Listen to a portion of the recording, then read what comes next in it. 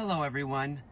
So I want to get to part 3 of this whole situation with this big, huge, gigantic family reunion that my dad's side of the family had very recently, maybe 24, 48 hours ago. So I'm going to get to part 3 because yesterday, around 1900 hours, which is August the 6th, year 2024, I got a phone call. And my cousin Heather called me, literally called me. We had a really nice conversation. Of course, she did say that it was kind of odd and basically pretty, I'm not going to say unchristian, but pretty much stab in the heart that every pretty much relative was invited to go to this family reunion, including my brother. But I wasn't even notified, let alone not even invited. But there's two things that really stood out that my cousin told me, and I'm going to tell you both.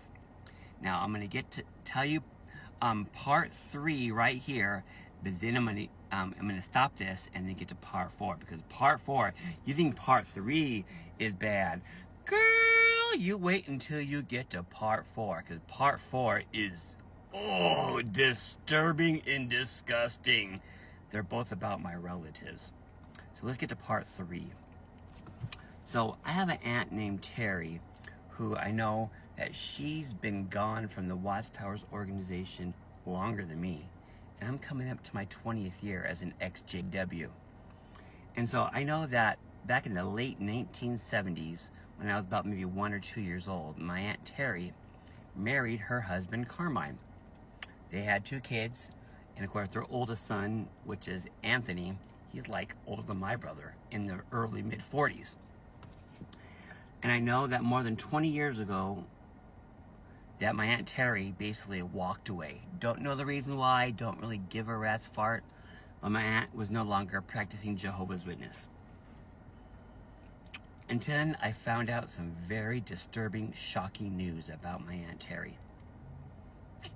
So I didn't know this until yesterday, that nearly, give or take a little bit, nearly 5 years ago, my Aunt Terry's husband, Carmine, passed away from cancer. The last time we saw each other face to face was back in 2019, when my grandfather, which is my Aunt Terry's dad, my grandfather, when he died, and I went to that Kingdom Hall memorial service. And my Aunt Terry was there, so was her husband Carmine. And I remember when I got there way early at the Kingdom Hall, I was very social, chit-chatty, I was not a quiet person.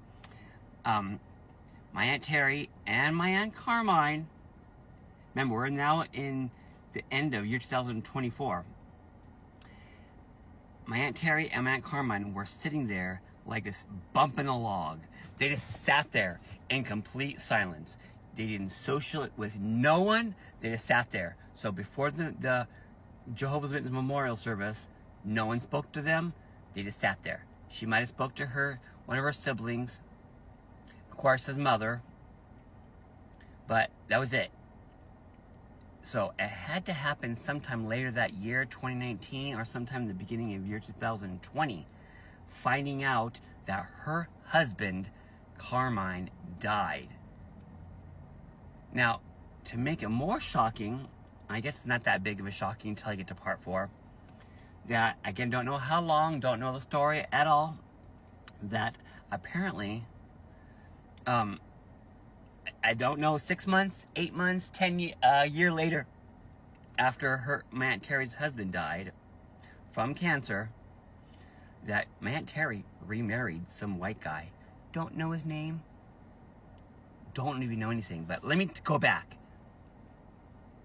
Because Terry, long before I found out about this whole situation, my Aunt Terry, through the grapevine, it was confirmed, she moved to Tucson, Arizona. Now, her and her first husband, Carmine, owned a house in Pierce, Arizona. I know that house was paid for. They spent a lot of money over the years. They added a really nice, sweet bedroom, a jetted tub in their bathroom. Like, it was really nice and beautiful. Had a living room area inside their bedroom. So when I found out years ago that Terry moved to Tucson? Why would she move to Tucson? I also found out too that years ago that finally, first time ever, I never saw my Aunt Terry ever work for her, never work. She was a stay-at-home mom, we'll call her that. And her husband, Carmine, who's now dead, worked full-time at a prison in Douglas, Arizona, which is the border of Mexico. And so years and years later, when I found out the whole situation that my Aunt Terry moved to Tucson, which is only 2 hours away, and that she went to college and got her RN degree, registered nurse degree, and was working full-time in Wilcox.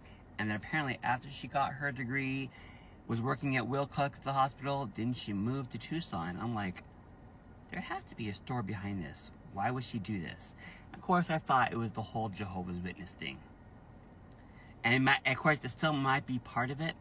But my personal opinion, I don't know the full reasoning why she moved to Tucson, why she finally went to college, spent 2 years in college, became I'm sure a successful registered nurse in her late 40s, early 50s, is because, and I don't know if it's secret or if it's public to the family, that Aunt Terry found out that her husband was diagnosed with cancer.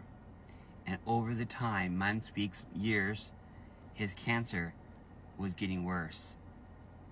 More and more. And she never worked.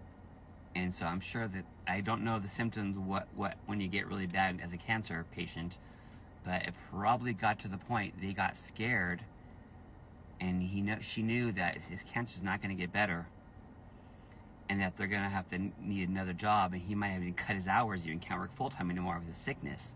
So my Aunt Terry's like, well, you know what? we're going to have to do something about this. And so I'm going to go to college. I'm going to go to school, do something for myself. And I'm going to go become a registered nurse. It's only 2 years. And it's a really good paying job, more money than I did. And I think she got her degree as a registered nurse, started working in Wilcox, Arizona.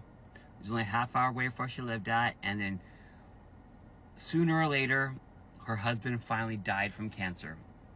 And I don't know the true story, how she met this new white husband of hers now. But I don't know if they met online, which that's the new crave. Everyone, no matter if you're young or old, she probably met somebody online after some time after her husband died. She didn't want to live alone. All her kids are grown up now.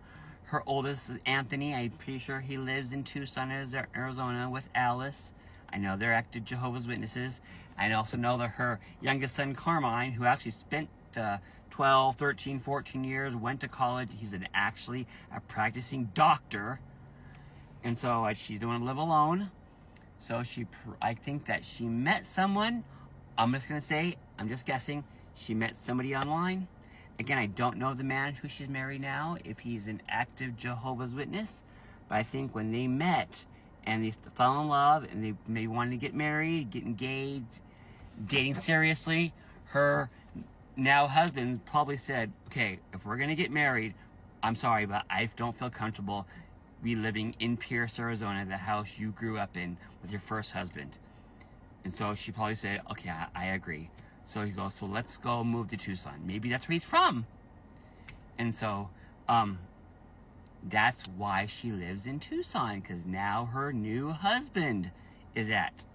And from what I understood, from my cousin told me, that though it's not confirmed, but from what my cousin told me at the family reunion, it acted like my Aunt Terry was back in the good graces as a Watchtower follower. You know, Jehovah's Witnesses, which I just call them followers of the Watchtower.